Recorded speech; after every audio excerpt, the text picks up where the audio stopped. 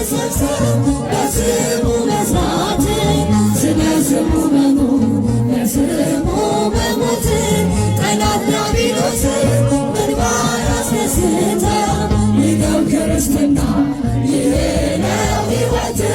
ይኸው ክርስትና